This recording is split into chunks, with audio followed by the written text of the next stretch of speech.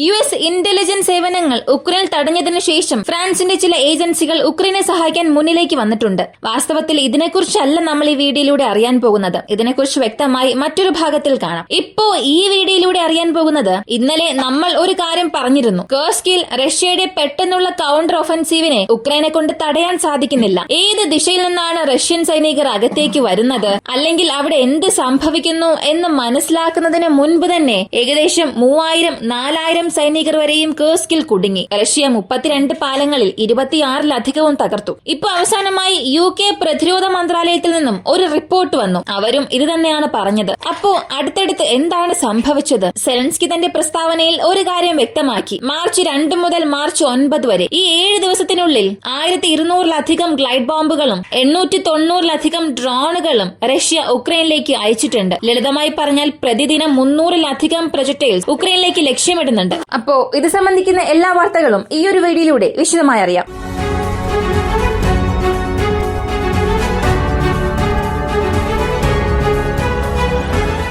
ഇന്നത്തെ വീഡിയോയിൽ നമ്മൾ ഫ്രാൻസിനെ കുറിച്ചുള്ള വാർത്തകളായിരുന്നു അറിയേണ്ടിയിരുന്നത്. കാരണം യുഎസിന്റെ ഇന്റലിജൻസ് വിവരങ്ങൾ ഉക്രൈൻ എത്രത്തോളം പ്രധാനപ്പെട്ടതാണെന്ന് അറിയാം, അല്ലെങ്കിൽ അവർ അതിലൂടെ എത്രത്തോളം സിഗ്നൽസ് പ്രോസസ് ചെയ്യുന്നുണ്ട് എന്നുള്ളതും നമുക്കറിയാം. എന്നാൽ ഇതിനിടയിൽ നിരവധി വാർത്തകൾ വന്നു. കാരണം കേർസ്കിലെ ആക്രമണം ഇപ്പോൾ വളരെ തീവ്രമായി തന്നെ നടക്കുന്നുണ്ട്. അപ്പോ ഈ വീഡിയോ പൂർണ്ണമായും കേർസ് സംബന്ധിക്കുന്ന വാർത്തകളായിരിക്കും. നിലവിലെ സാഹചര്യം അവിടെ എന്താണെന്ന് അറിയാൻ ഉക്രൈനെ സംബന്ധിച്ചിടത്തോളം ഈ ഒരു ഭൂപടം നിങ്ങൾ നോക്കുക. ചുവപ്പ് നിറത്തിലുള്ളതെല്ലാം റഷ്യ പൂർണ്ണമായും പിടിച്ചെടുത്തിരിക്കുന്നു. ഉക്രൈൻ കൈവശം വച്ചിരിക്കുന്ന പ്രദേശമാണ് നീല നിറത്തിലുള്ളത്. ഇതുവരെയും എത്ര മേഖലകളിൽ ഉക്രൈൻ വിജയിച്ചു എന്നാണ് നിങ്ങൾ കരുതുന്നത്? വെറുതെ ഒന്ന് ഊഹിച്ചു നോക്കുക. ഒരു 500 ചതുരശ്ര കിലോമീറ്റർ, കുറഞ്ഞത് 400 അല്ലെങ്കിൽ 600 ചതുരശ്ര കിലോമീറ്റർ. ഇതൊന്നും തന്നെയല്ല. മാർച്ച് 10-ാം തീയതി വരെയുള്ള കണക്കെടുത്ത് നോക്കിയാൽ കേർസ്കിന്റെ മധ്യത്തിൽ 280 ചതുരശ്ര കിലോമീറ്റർ മാത്രമാണ് ഉക്രൈൻ കൈവശം വച്ചിരിക്കുന്നത്. ഇത് പറഞ്ഞത് ഞാനല്ല, ബ്രിട്ടന്റെ പ്രതിരോധ മന്ത്രാലയത്തിന്റെ ഔദ്യോഗിക ട്വിറ്റർ അക്കൗണ്ടിൽ അവർ തന്നെ നൽകിയ റിപ്പോർട്ടാണ്. ഇന്നലെ ഇതിനെക്കുറിച്ചുള്ള ഒരു വാർത്ത ഞാൻ പറഞ്ഞപ്പോൾ പലരും അത് വ്യാജമാണെന്ന് ചിന്തിച്ചിട്ടുണ്ടാകാം. റഷ്യയാണ് അവിടെ തിരിച്ചടികൾ നേരിടുന്നത് എന്നൊരു പക്ഷെ നിങ്ങൾ വിചാരിച്ചിട്ടുണ്ടാകാം. 3 ദിവസം മുൻപ് വരെയും 400 ചതുരശ്ര കിലോമീറ്റർ ഉക്രൈന്റെ കണക്കിൽ ഉണ്ടായിരുന്നു. അവർ ഒരുപാട് മേഖലകൾ കൈവശം വച്ചിരുന്നു. എന്നാൽ വെറും 2 രാത്രിക്കുള്ളിൽ, മാർച്ച് 8-നും 9-നും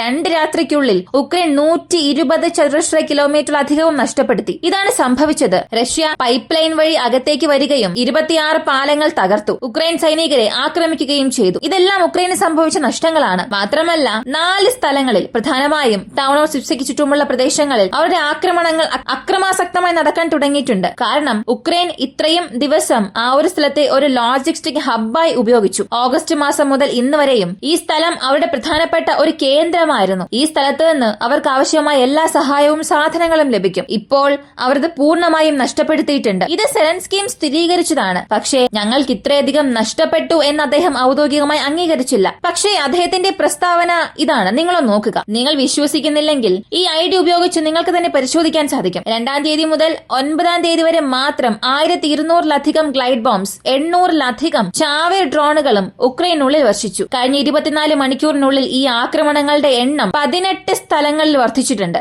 റഷ്യയ്ക്കും ഉക്രൈനും ഇടയിലുള്ള നിലവിലെ ബഫർ സോൺ ഒഡീസയിലെ കുർസ്ക്, സാബ്രോസിഷ ഇവിടങ്ങളിലാണ് സംഘർഷം നടക്കുന്നത്. അവർ ആ പ്രദേശങ്ങളിലെല്ലാം ആക്രമിക്കാൻ തുടങ്ങി. പ്രത്യേകിച്ച് റേഡിയേഷൻ വിരുദ്ധ മിസൈലുകൾ ഉപയോഗിച്ചിട്ടുണ്ട്. ഉക്രൈന്റെ റഡാർ സ്റ്റേഷൻസ് എല്ലാം എവിടെയാണുള്ളത്, പാട്രിയോട്ട് മിസൈൽ പ്രതിരോധ സംവിധാനങ്ങൾ എവിടെയെല്ലാം ഉണ്ട് എന്നുള്ളത് ലക്ഷ്യം വെച്ച് ആക്രമിച്ചിട്ടുണ്ട്. ഇങ്ങനെ ഒഡീഷയിൽ ഒറ്റ രാത്രി കൊണ്ട് 17 ആക്രമണങ്ങൾ നടന്നു. ഇവയെല്ലാം ഒരുമിച്ച് ചേർക്കുമ്പോൾ എല്ലാം ഒരേ ബിന്ദുവിലാണ് വന്നു നിൽക്കുന്നത്. റഷ്യ ഉക്രൈന്റെ പ്രതിരോധമെല്ലാം തകർക്കാൻ തുടങ്ങി. ഇതിനിടയിൽ സൗദി അറേബ്യയിൽ വെച്ച് ഒരു ചർച്ച നടക്കാൻ പോകുന്നുവെന്നുള്ള വാർത്ത CNN-ൽ വന്നു. Russia, America, Ukraine. അമേരിക്ക മീഡിയേറ്ററായി പ്രവർത്തിക്കുകയും റഷ്യയ്ക്കും ഉക്രൈനും ഇടയിൽ സൗദി അറേബ്യയിൽ വെച്ച് ഒരു സമാധാന ചർച്ച നടക്കാൻ പോവുകയാണ്. സെലൻസ്കി എത്രയും പെട്ടെന്ന് സൗദി അറേബ്യയിലേക്ക് വരും. ഒരാഴ്ചയിൽ ഇങ്ങനൊരു ചർച്ച നടക്കുമെന്നുള്ള വാർത്ത വന്നു. എന്നാൽ റഷ്യ ഔദ്യോഗികമായി തന്നെ ഇത് നിരസിച്ചു. ഞങ്ങൾക്കും ഇതുമായി യാതൊരു ബന്ധവും ഇല്ല. റഷ്യയുടെ വിദേശകാര്യമന്ത്രി വക്താവ് മരിയ സഖരോവ തന്റെ പ്രസ്താവനയിൽ ഇത് പറഞ്ഞു. ഇത്തരം കാര്യങ്ങൾ വളരെ ഞെട്ടിപ്പിക്കുന്നതാണ്. ക്രെംലിൻ ഇതുവരെയും ഇക്കാര്യത്തിൽ ഒരു തീരുമാനം എടുത്തിട്ടില്ല.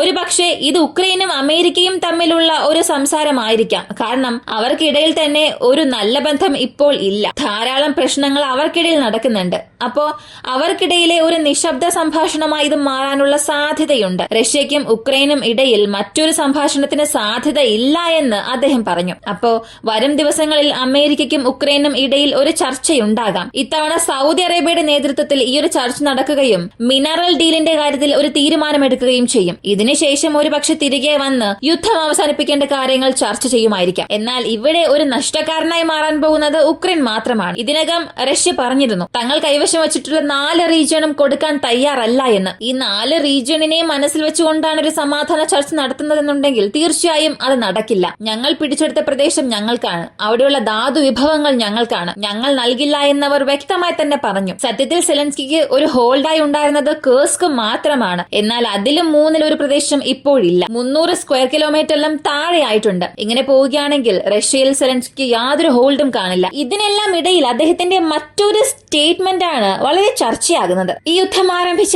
ആദ്യ സെക്കൻഡ് മുതൽ ഉക്രൈൻ സമാധാനമാണ് ആഗ്രഹിക്കുന്നത്. ഉക്രൈൻ മാത്രമാണ് ഇവിടെ സമാധാനത്തിനുള്ള ശ്രമങ്ങൾ എടുക്കുന്നത്. റഷ്യ ഇവിടെ സമാധാനം ആഗ്രഹിക്കുന്നില്ല. അവർ സമാധാനം എന്നതിനപ്പുറം ഈ ഒരു യുദ്ധത്തെ നീട്ടിക്കൊണ്ടു പോകുവാനുള്ള ശ്രമങ്ങളാണ് എടുത്തത് എന്നുള്ള ഒരു പ്രസ്താവന അദ്ദേഹത്തിന് ട്വിറ്ററിൽ പറഞ്ഞു. സത്യത്തിൽ ഇത് അംഗീകരിക്കാനേ സാധിക്കുന്നില്ല. സെലൻസ്കിക്ക് ഈ ഒരു യുദ്ധം അവസാനിപ്പിക്കാൻ ശരിക്കും ആഗ്രഹം ഉണ്ടായിരുന്നുവെന്നുണ്ടെങ്കിൽ 2022 തുർക്കിയിൽ വെച്ച് നടന്ന ചർച്ചയിൽ തന്നെ അത് അവസാനിപ്പിക്കാമായിരുന്നു. എന്നാൽ 3 വർഷത്തിലേറെ യുദ്ധം തുടരുകയാണ്. ഇത്രയും ഒരു വലിയ യുദ്ധത്തിന്റെ ആവശ്യമേ ഇല്ലായിരുന്നു. എന്നാൽ സെലൻസ്കിയുടെ ഈഗോ കാരണം, UK ചെയ്ത ഒരു വ്യാജ വാഗ്ദാനം കാരണം 3 വർഷത്തിലേറെയായി യുദ്ധം തുടരുന്നു. എന്നാൽ അവസാന നിമിഷത്തിൽ വന്ന് ഒരു ഇരയുടെ വേഷമണിഞ്ഞ് ഇങ്ങനെയൊക്കെ പറഞ്ഞാൽ ആരും അത് വിശ്വസിക്കാൻ പോകുന്നില്ല. എത്ര തന്നെ സെലൻസ്കി ഇവിടെ ഒരു വിക്ടിം കാർഡ് കളിച്ചാലും താൻ നല്ലവനാണ്, അഴിമതി നടത്തിയില്ല, ഉക്രൈന് വിജയം നേടിക്കൊടുക്കാൻ മാത്രമേ ശ്രമിച്ചുള്ളൂ എന്നൊക്കെ പറഞ്ഞാലും അവസാനം എല്ലാ പ്രശ്നങ്ങളും വന്ന് വീഴുന്നത് ഉക്രൈൻ ജനങ്ങളുടെ തലയിലായിരിക്കും. നികുതി വർദ്ധിപ്പിക്കുന്നതായാലും പെട്രോളിന്റെ പ്രൈസ് ആയാലും എല്ലാം ജനങ്ങൾക്കായിരിക്കും പ്രശ്നമായി മാറാൻ പോകുന്നത്. ആരെല്ലാം ഇവർക്ക് താഴെ നിന്ന് സപ്പോർട്ട് ചെയ്തുവോ അവരെല്ലാം കഷ്ടപ്പെടും. അപ്പൊ ഉക്രൈന്റെ പ്രശ്നം ഇങ്ങനെ സിവിയറായി പോയിക്കൊണ്ടിരിക്കുമ്പോൾ സ്റ്റാർലിങ്കിന്റെ സേവനങ്ങളിലും ചില പ്രശ്നങ്ങൾ വരാൻ തുടങ്ങിയിട്ടുണ്ട്. ഇതിനകം തന്നെ പോളണ്ടിനും എലൻ മസ്കിനും ട്വിറ്ററിൽ ഒരു യുദ്ധം തന്നെ നടക്കുന്നുണ്ട്. ഒരു ഭാഗത്ത് സ്റ്റാർലിങ്ക് സേവനം അവസാനിപ്പിച്ചാൽ ഉക്രൈന് ഒന്നും തന്നെ ചെയ്യാൻ കഴിയില്ല എന്ന് സെലൻസ്കി പറയുന്നു. തിരികെ പോളണ്ട് പറയുന്നത് നിങ്ങൾ വെറുതെയൊന്നും അല്ല നൽകിയത്, ഞങ്ങൾ പണം നൽകുന്നുണ്ട്, ഉക്രൈന് നിങ്ങളെല്ലാം ഫ്രീ ആയി ചെയ്യുന്നത് പോലുള്ള ഒരു ചിത്രം ഇവിടെ നൽകണ്ട എന്ന് പറയുന്നു. കാശാണോ? അതൊരു മണൽത്തരി പോലും ഇല്ല എന്ന് തിരികെ എലൻ മസ്ക് പറയുന്നു. ഇങ്ങനെ ട്വിറ്ററിൽ ഒരു യുദ്ധം തന്നെ നടക്കുകയാണ്. ഇതിനെല്ലാത്തിനും ഇടയിൽ ഇറാൻ വീണ്ടും ഒരു ലൈം ലൈറ്റിലേക്ക് വരാൻ തുടങ്ങിയിട്ടുണ്ട്. റഷ്യയുടെ യുദ്ധക്കപ്പലുകൾ ഒഫീഷ്യലായി ഇറാന്റെ ടെറിട്ടറി വാട്ടേഴ്സിലേക്ക് വന്നിട്ടുണ്ട്. എത്രയും പെട്ടെന്ന് ചൈനയുടെ യുദ്ധക്കപ്പലുകളും വരും. എന്നിട്ട് ഈ മൂവരും ചേർന്ന് അവരുടെ സൈനിക അഭ്യാസം നടത്തും. ഏതെങ്കിലും ഒരു സാഹചര്യത്തിൽ ഈ മൂന്ന് രാജ്യങ്ങളും ചേർന്ന് യുദ്ധം ചെയ്യേണ്ടി വന്നാൽ അതെങ്ങനെ തരണം ചെയ്യണം എന്നതിനു വേണ്ടി ഈ സൈനിക അഭ്യാസം നടത്തും. അപ്പോൾ ട്രംപിനെ സംബന്ധിച്ച് ഉക്രൈന്റെ ധാതു വിഭവങ്ങൾ പ്രധാനപ്പെട്ടതാണ്. റഷ്യയെ സംബന്ധിച്ച് ഉക്രൈന്റെ ഭൂമിയും അതിലെ വിഭവങ്ങളും പ്രധാനമാണ്. സെലൻസ്കിയെ സംബന്ധിച്ചിടത്തോളം അമേരിക്കയിൽ നിന്നുള്ള പണം പ്രധാനമാണ്. പക്ഷെ സെലൻസ്കിയുടെ ഈ ഒരു പ്രസ്താവനയാണ് അംഗീകരിക്കാൻ കഴിയാത്തത്. എന്നെ കൊണ്ടെന്നല്ല, ആർക്കും അംഗീകരിക്കാൻ സാധിക്കില്ല. 3 വർഷമായി യുദ്ധത്തെക്കുറിച്ച് ഫോളോ ചെയ്യുന്നവർക്ക് തീർച്ചയായും ഇത് അംഗീകരിക്കാൻ സാധിക്കില്ല. യുദ്ധം തുടങ്ങിയ ആ സെക്കൻഡ് മുതൽ യുദ്ധം അവസാനിപ്പിക്കാനാണ് താൻ ശ്രമിച്ചത് എന്ന് അദ്ദേഹം പറഞ്ഞ സ്റ്റേറ്റ്മെന്റ്. ഇത്രയും യുദ്ധം നീണ്ടുപോകാൻ കാരണം തന്നെ സെലൻസ്കിയാണ്. അദ്ദേഹത്തിന്റെ ഈഗോ കാരണമാണ് ഈ യുദ്ധം ഇത്രത്തോളം നീണ്ടുപോയത്. അവസാനം വന്ന് ഞാനാണ് നല്ലവൻ എന്ന് പറഞ്ഞാൽ ആരെക്കൊണ്ടും അത് വിശ്വസിക്കാൻ സാധിക്കില്ല. ഈ ഒരു വീഡിയോയെ കുറിച്ചുള്ള നിങ്ങളുടെ അഭിപ്രായം കമന്റിൽ പറയുക. ഇങ്ങനെയുള്ള വീഡിയോസ് കാണാൻ താല്പര്യമുള്ളവരാണ് നിങ്ങളെങ്കിൽ ഇപ്പോൾ തന്നെ നമ്മുടെ ചാനൽ സബ്സ്ക്രൈബ് ചെയ്യുക. മറ്റൊരു വീഡിയോയുമായി വീണ്ടും കാണാം.